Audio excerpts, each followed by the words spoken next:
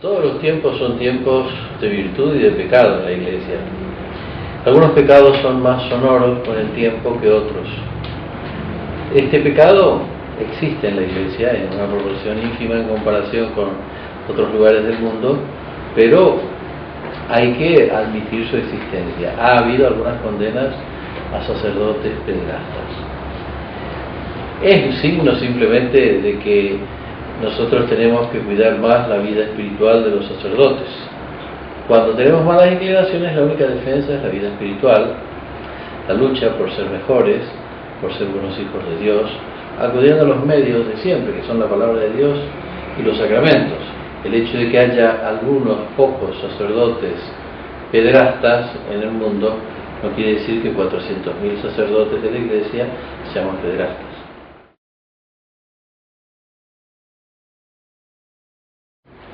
En el Paraguay, el año pasado, 2009, hubo 900 casos de denuncias de casos de violencia sexual contra menores.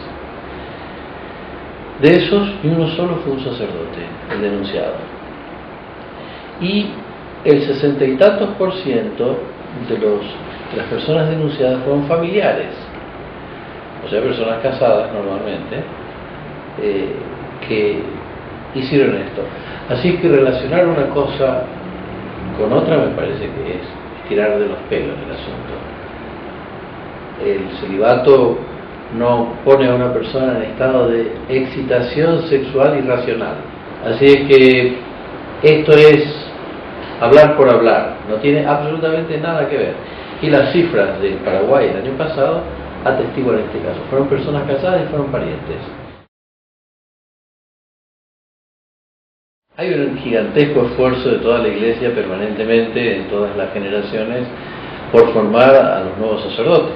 Así es que esta pregunta es una pregunta muy oportuna, para destacar el esfuerzo grande que tenemos que hacer en formar a cada uno de los seminaristas, porque van a ser sacerdotes. Ahí en el seminario se los ven un montón y parecen los seminaristas, pero después va a ser un cura párroco, o un capellán, un sacerdote que va a estar en el candelero, permanentemente mirado por los cuatro costados y juzgado permanentemente por los fieles y sobre todo por los no fieles. Pero la formación de todas maneras no nos libera de las malas inclinaciones que tenemos nosotros, todos los hombres y mujeres del mundo, por el pecado original. Estamos a 1 milímetro de equivocarnos, sin embargo, ese milímetro nunca lo recorremos con la ayuda de la gracia de Dios. La Iglesia, los obispos, tenemos potestad originaria para juzgar a nuestros miembros. Pero que no es una potestad derivada del Estado. Y estos juicios tienen que mantenerse en la privacidad de la curia, igual que los juicios en esta materia se tienen que mantener en el Estado, una prudente situación de sacar estas cosas de la vista del público mientras un periodo procesal de inicio. Hay en todos los juicios una investigación previa, también en los del Estado, en donde se ve si la denuncia es pertinente o no, si tiene fundamentos, si puede llegar a alguna parte.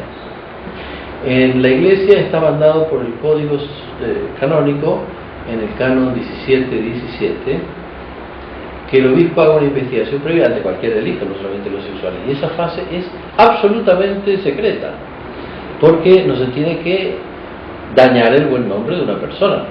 A lo mejor de 10 denunciados, solamente 2 tienen fundamento. ¿Por qué vamos a ponerlos en la picota a los otros 8? No se pone a nadie, hasta que llegue al juicio. El juicio, lógicamente, tiene una mayor publicidad, que en el Estado puede ser incluso un juicio público, ¿no? Moral y público. En nuestro caso no hay juicios morales y públicos, pero tiene una parte secreta antes. Y después, aunque terminemos, nosotros no tenemos que dar nuestras conclusiones a las autoridades del Estado.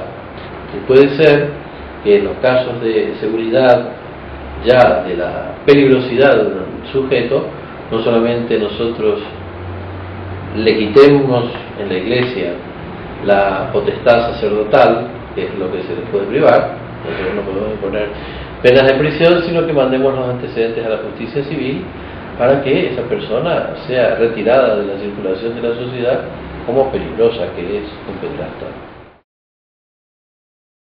A Ratzinger, cuando era cardenal, lo tuvieron en la picota permanentemente. Siempre estuvo atacado fenomenalmente porque él fue inflexible en el tratamiento de muchas cuestiones, no solamente de las cuestiones de índole sexual. Por ejemplo, un caso que fue paradigmático y de los años 80, me parece, es su condena de la masonería.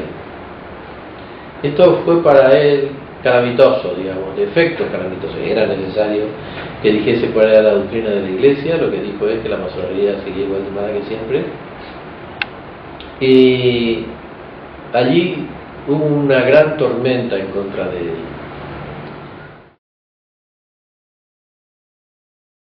Nosotros castigamos con las penas que nosotros podemos castigar, pero nosotros no podemos poner en prisión a una persona, ni siquiera podemos imponerle multas. Podemos privarles de beneficios de sus cargos, por ejemplo, sacamos del cargo. Después podemos privarle de su condición sacerdotal o diaconal, si fuese un diácono, o episcopal, si fuese un obispo. Todas esas cosas se pueden hacer. Y ahí llegamos.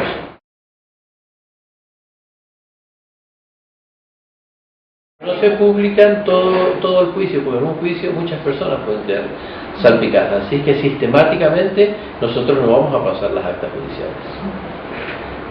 Eso va en contra de toda la política de la Santa Sede y de la Iglesia en general a lo largo del tiempo. Nosotros no somos tributarios del Estado. Nosotros no tenemos que encontrar eco en el Estado de todas las situaciones judiciales. Pasamos aquellas cosas que nos parece oportuno pasar. Por ejemplo, nos parece oportuno pasar los casos de violencia sexual, pero sin nombrar a otras personas inocentes, pero que quedarían mal paradas si nosotros publicásemos la integridad del juicio. Hubo en ese tiempo 958 sacerdotes denunciados en 42 años. De esos 958, que un promedio de 18 por año, fueron condenados en total 54, de 954. De 958 a 54. O sea que es uno por año. Hay que tener en cuenta que en Estados Unidos hay 109.000 sacerdotes. Acá, en el caso del padre Mario Sotelo, que fue denunciado en el mes de enero ante mí, un sacerdote berbita, en ese caso los diarios lo presentan como al denunciante como víctima, y no consta que sea víctima. Es más, a mí más bien me costó que no era víctima, en este caso en particular. En otros casos yo en cambio he condenado, en la medida en que yo podía condenarlos, porque eran religiosos, los pasé a su congregación para que los enjuiciaran y les quité las licencias en mi diócesis, y quedaron sin licencias. Eso es todo lo que yo podía hacer, no podía extralimitarme. Con lo cual, ya ven ustedes, hay denunciados, la inmensa mayoría de los denunciados son inocentes, hay personas locas, o es un negocio, o es no sé qué, que los lleva a hacer este tipo de denuncias, las venganzas. En este caso, la prensa lo trata, el padre Sotelo lo trata directamente como victimario, y al otro como víctima, cuando realmente uno es denunciado y el otro es denunciante. De ahí no pasó judicialmente. Así es que nosotros tenemos que saber manejar las palabras como corresponde y no endilgarle a una persona el título de delincuente sin haberse probado que es un delincuente. Eso es una cosa bárbara, y además exigirle que él demuestre su inocencia es ridículo, porque ese es un procedimiento medieval. ¿Cómo uno puede demostrar que no se acostó con fulano de tal? Y no hay manera de demostrar. En cambio, el otro tiene que demostrar, por muchos medios que tiene, que estuvo en una intimidad sexual con esa persona denunciada. Y él tiene que poder demostrarlo y probarlo.